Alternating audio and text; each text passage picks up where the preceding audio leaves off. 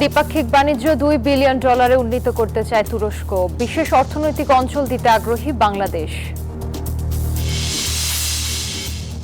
যুদ্ধবিরতি লঙ্ঘন করে লেবাননে জুড়ে ইসরায়েলি হামলা অব্যাহত, 2 বাংলাদেশি আহত, প্রহসন বলছে হিজবুল্লাহ। দিল্লির হোটেলে আগুনে 1 বাংলাদেশির মৃত্যু, আহত 8।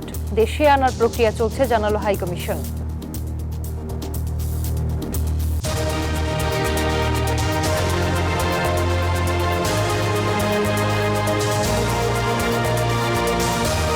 স্বাগত প্রবাসের সংবাদে, আপনাদের সাথে আছি আমি জান্নাতুল ফেরদৌস রুবা। দেখছিলেন বিআরবি কেবলস সংবাদ শিরোনাম। এবারে বিস্তারিত।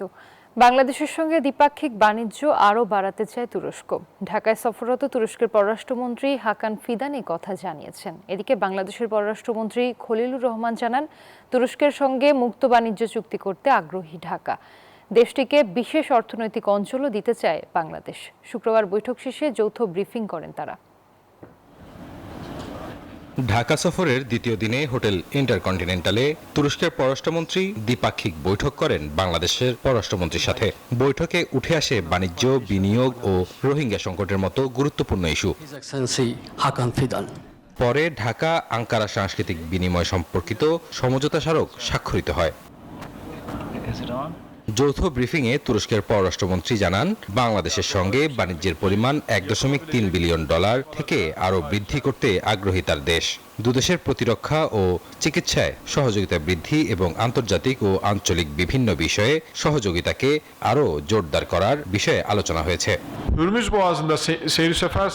দ্বিপাক্ষিক বাণিজ্যের পরিমাণ $1.3 বিলিয়ন থেকে আরও বাড়াতে চাই। একটি নির্দিষ্ট লক্ষ্যমাত্রায় উন্নীত করার বিষয়ে আলোচনা হয়েছে। কিভাবে এটি বাড়ানো যায় তা নিয়েও আমরা আলোচনা করেছি।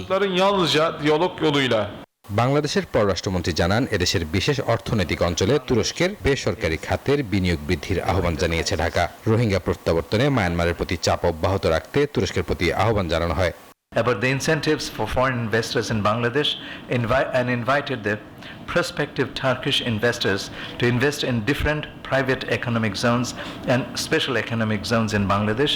We offered our support towards Turkey to establish a dedicated special economic zone in Bangladesh.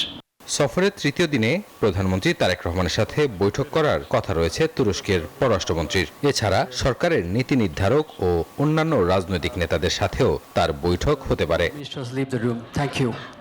Raju Mahmud, news 24। তুরস্কের পররাষ্ট্রমন্ত্রী হাকান ফিদানের সাথে 2 দেশের স্বার্থ সংশ্লিষ্ট বিষয়ে আলোচনা হয়েছে বলে জানিয়েছেন বিরোধী দলীয় নেতা ও জামায়াতের আমির ডাক্তার শফিকুর রহমান। শুক্রবার রাতে তুরস্কের পররাষ্ট্রমন্ত্রী হাকান ফিদানের সাথে হোটেল ইন্টারকন্টিনেন্টালে বৈঠক শেষে তিনি একথা জানান। 2 দেশের সম্পর্ক নতুন উচ্চতায় যাবে বলেও তিনি আশাবাদ ব্যক্ত করেন। চামড়া, পাট ও গার্মেন্টস শিল্প নিয়েও আলোচনা হয়। এ সময় রোহিঙ্গাদের অনুদান দেওয়ার জন্য তাদের ধন্যবাদ জানান তিনি। তুরস্ক আমাদের পরীক্ষিত দীর্ঘদিনের বন্ধু দেশ। আমরা আশা করি 2 দেশের মধ্যে সম্পর্ক আগামী দিনে আরও নতুন উচ্চতায় যাবে ইনশাআল্লাহ। আমরা তাদেরকে অনুরোধ করেছি বেশ কতগুলো ব্যাপারে তাদের অ্যাটেনশন দেওয়ার জন্য। ঢাকায় সফররত তুরস্কের পররাষ্ট্রমন্ত্রী হাকান ফিদানের সঙ্গে বৈঠক করেছেন বিরোধী দলীয় চিফ হুইপ নাহিদ ইসলাম, এনসিপির সদস্য সচিব আক্তার হোসেন সহ একটি প্রতিনিধি দল। বৈঠক শেষে এনসিপির সদস্য সচিব ও সংসদ সদস্য আক্তার হোসেন জানান, ভবিষ্যতে বাংলাদেশ ও তুরস্কের মধ্যে কূটনৈতিক, অর্থনৈতিক এবং প্রতিরক্ষা খাতে সহযোগিতা আরও জোরদারের সুযোগ রয়েছে। রোহিঙ্গা প্রত্যাবাসন নিয়ে আমরা কথা বলেছি। বাংলাদেশের শিক্ষা, স্বাস্থ্য, বাংলাদেশের ডিফেন্স সহকারে অন্যান্য যে জায়গাগুলো আছে, কৃষিক্ষেত্র আছে, সেই জায়গাগুলোতে কিভাবে তুরস্ক এবং বাংলাদেশের মধ্যকার সম্পর্ক উন্নয়নের ক্ষেত্রে আমরা ভূমিকা রাখতে পারি, সেই বিষয়গুলো নিয়েই মূলত আজকে এনসিপি এবং তুরস্কের পররাষ্ট্রমন্ত্রীর মধ্যকার আজকের আমাদের বৈঠকে আলাপ আলোচনাগুলো আমরা করেছি। যুদ্ধবিরতি লঙ্ঘন করে লেবানন জুড়ে হামলা অব্যাহত রেখেছে ইসরায়েলি বাহিনী। শুক্রবার হামলায় আহতদের মধ্যে 2 বাংলাদেশিও আছেন। এদিকে আরও 3টি শহর থেকে বাসিন্দাদের সরে যাওয়ার নির্দেশও দিয়েছে ইসরায়েলি বাহিনী। এই অবস্থায় যুদ্ধবিরতিকে প্রহসন বলে প্রত্যাখ্যান করেছে হিজবুল্লাহ। চারদিকে বিধ্বস্ত ভবনের ধ্বংসস্তূপ, আগুনে পুড়ে যাওয়া গাড়ি, এর মধ্যেই আকাশ জুড়ে উঠছে ঘন ধোঁয়ার কুণ্ডলী। মুখে যুদ্ধবিরতির কথা বললেও কর্মকাণ্ড একেবারেই ভিন্ন ইসরায়েলের। ওয়াশিংটনে বসে ট্রাম্প যখন দুদেশের যুদ্ধবিরতি কার্যকরের দাবি করছেন, তখনও বোমা হামলায় কাঁপছে দক্ষিণ লেবানন। এতে 2 বাংলাদেশির আহতের খবর পাওয়া গেছে। এ অবস্থায় আর্নায়া, আনকুন এবং কাফার ফিলা শহর ও গ্রামের বাসিন্দাদের সরে যাওয়ার নির্দেশও দিয়েছে দখলদাররা। এতে আতঙ্কে দিন কাটছে প্রবাসী বাংলাদেশিদের। নাই কর্ম নাই কোনো কিছু। আপনারা যদি দেখেন যে না আমাদের লাগেন কোনো একটা কিছু করতে পারেন, ব্যবস্থা করেন। পর্যন্ত আমাদের রাষ্ট্রদূত স্যার আমাদেরকে 2 বার সহযোগিতা, চাল ডাল বা নিত্য প্রয়োজনীয় জিনিস পাঠিয়েছেন। আমরা সুন্দরভাবে ওনাদের কাছে জিনিসগুলো পৌঁছে দিয়েছি। এ পরিস্থিতিতে নতুন এ যুদ্ধবিরতিকে প্রহসন বলে প্রত্যাখ্যান করেছে লেবাননের সশস্ত্র গোষ্ঠী হিজবুল্লাহ। লেবানন থেকে সেনা প্রত্যাহার না করা পর্যন্ত চুক্তি না মানার কথাও জানায় তারা। এদিকে সমৃদ্ধ ইউরেনিয়াম পেতে ইরানের সঙ্গে কোনো চুক্তির প্রয়োজন নেই বলে মন্তব্য করেছেন মার্কিন প্রেসিডেন্ট ডোনাল্ড ট্রাম্প। সুর পাল্টে ইরানের সর্বোচ্চ নেতা মুজতবা খামেনির সঙ্গে বৈঠকের কোনো ইচ্ছে নেই বলেও জানান তিনি। আফরিন মৌ, নিউজ 24।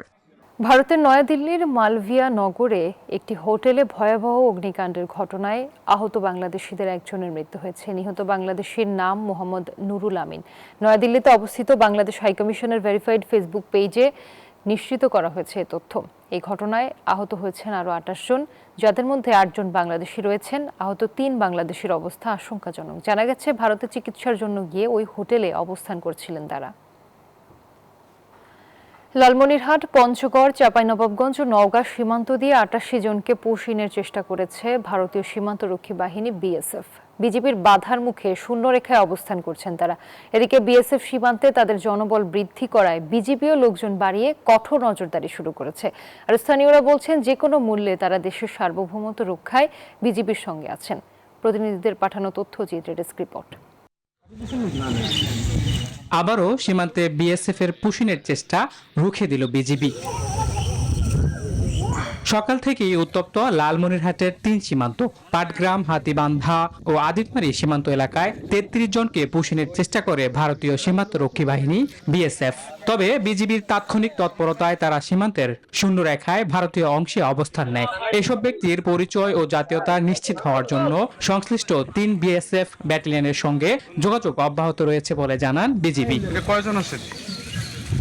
এদিকে স্থানীয়রা বলছেন যে কোনো মূল্যে তারা দেশের সার্বভৌমত্ব রক্ষা করবেন। আমাদের টল পার্টি এখানে উপস্থিত ছিল, টল পার্টিটা প্রতিহত করে এটা ইন্ডিয়ার ভিতরে রাখছে। এখন হয়তো ভারতের ভিতরে আছে 846 1 এবং 2 এর মাঝামাঝি, জিরো লাইন থেকে 50 ভারতের অভ্যন্তরে ওরা অবস্থান করতেছে।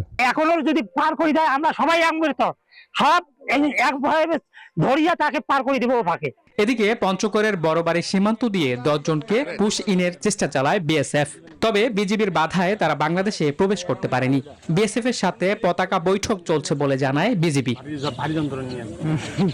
এদিকে চাঁপাইনবাবগঞ্জের গোস্তবাপুর উপজেলার বাঙ্গাবাড়ি সীমান্ত দিয়ে পুশ ইনের চেষ্টা করা হয় আরো 28 জনকে। বিএসএফ ফিরিয়ে না নেয় সীমান্তের শূন্যরেখায় অবস্থান নিয়েছেন তারা। এদিকে বিজিবিকে সহায়তায় সীমান্তে জড়ো হয়েছেন স্থানীয়রা। রাত্রের বেলা অন্ধকারে ওরা বর্ডার তো সবটাই সাপ্লাই দিতে পারবে না, এই হিসাবে ওরা অনেক তৎপর। বাংলাদেশ বিজিবি আর ভারতে বিএসএফ মিট ফালাক করে যেন এটা যেন সমাধান হয়। অন্যদিকে বিএসএফ তাদের সীমান্তে জনবল বৃদ্ধি করায় বিজিবিও সীমান্তে জনবল বৃদ্ধি করে কঠোর নজরদারি শুরু করেছে। সীমানাতে আমরা দিবারাত্রি 24 ঘন্টা প্রহরা দিচ্ছি এবং সতর্ক রয়েছি যাতে কোনো অবৈধভাবে কোনো অনুপ্রবেশ এখানে ঢুকতে না পারে। এদিকে নওগাঁর সাপাহার উপজেলার হাপানিয়া সীমান্ত এলাকা দিয়ে 17 জনকে পুশিনের চেষ্টা চালিয়েছে ভারতীয় সীমান্তরক্ষী বাহিনী, কিন্তু বিজিবির তাৎক্ষণিক তৎপরতায় বাংলাদেশে প্রবেশ করতে পারেনি তারা। আমি সবার কাছে রিকোয়েস্ট করেছি দেন আমাকে বাড়ি সবকিছু এইখানে, বাড়ি ঘর দুয়ার শ্বশুর শাশুড়ি সব এইখানে। আমার স্বামী ট্রিটমেন্ট করতে গেছিলাম তাও শুনবে না। এই ঘটনায় প্রথমে বিজিবি বিএসএফ কোম্পানি কমান্ডার পর্যায়ে পতাকা বৈঠক হয়। সেখানে বিএসএফ পুশিনের বিষয়টি অস্বীকার করেছে বলে জানায় বিজিবি। Desk report, news 24। অবৈধ অভিবাসীদের নাগরিকত্ব যাচাই প্রক্রিয়া বাংলাদেশ দ্রুত সম্পন্ন করবে এমনটা আশা করে ভারত, বলেছেন ভারতের পররাষ্ট্র মন্ত্রণালয়ের মুখপাত্র রণধীর জয়সওয়াল। শুক্রবার দিল্লিতে সাপ্তাহিক মিডিয়া ব্রিফিংয়ে এই কথা বলেন তিনি। জয়সওয়াল বলেন, অবৈধভাবে অবস্থানকারী ব্যক্তিদের প্রত্যাবাসন কার্যক্রম সুষ্ঠু ও কার্যকরভাবে এগিয়ে নেওয়া জরুরি বলে মনে করে দিল্লি।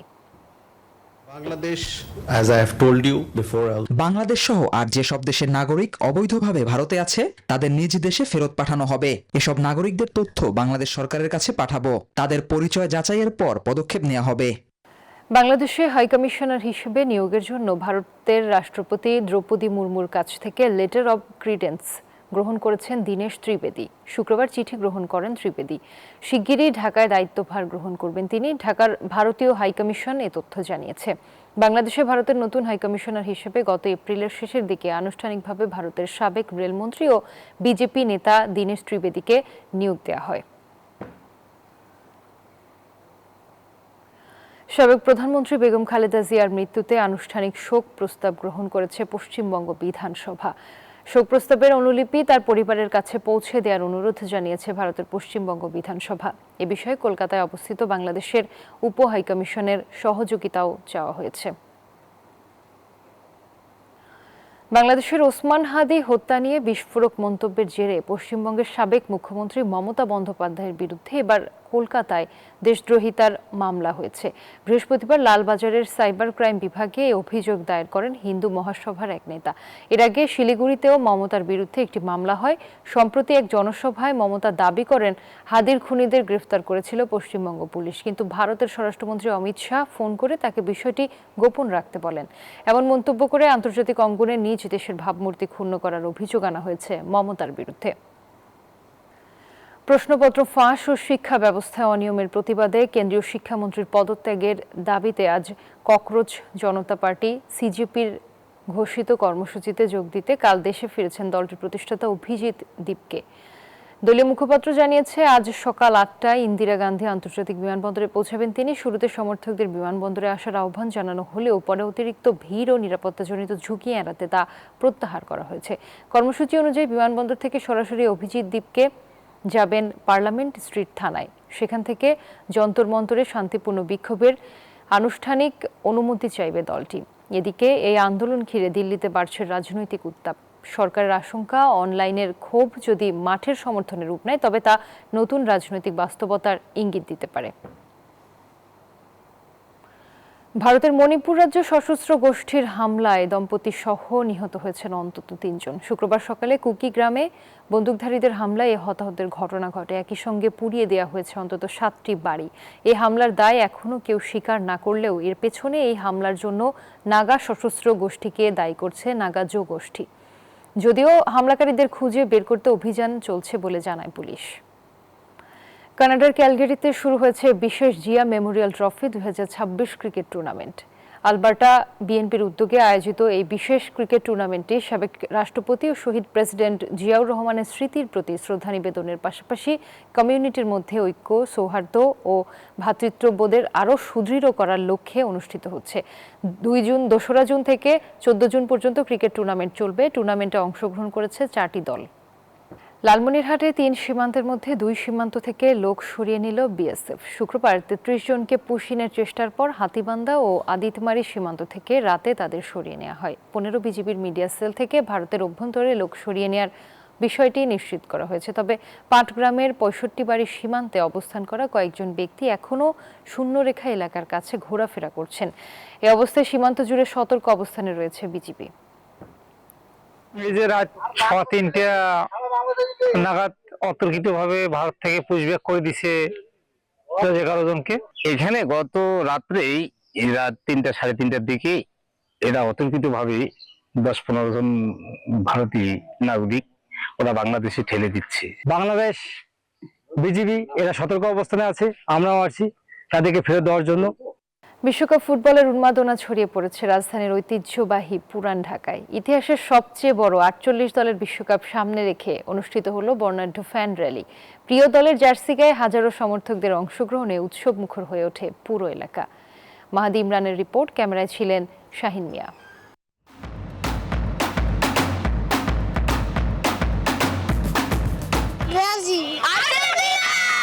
বিশ্বকাপের উন্মাদনায় ভাসছে বাংলাদেশ। লাল সবুজের পতাকার পাশে শোভা পেয়েছে আর্জেন্টিনা ও ব্রাজিলের দীর্ঘ পতাকা। আর ফুটবল ভক্তদের উন্মাদনায় মুখরিত পুরান ঢাকার আকাশ বাতাস। ভক্তদের উন্মাদনার স্মারক হিসেবে ঐতিহ্যবাহী পুরান ঢাকায় অনুষ্ঠিত হলো বর্ণাঢ্য বিশ্বকাপ ফ্যান র্যালি। র্যালিতে স্থান পেয়েছে অংশগ্রহণকারী বেশিরভাগ দলের জার্সি ও পতাকা। Argentina, Brazil, France, Germany, England থেকে শুরু করে বিভিন্ন দেশের সমর্থকরা নিজেদের প্রিয় দলের রঙে সেজে অংশ নেন এই আয়োজনে।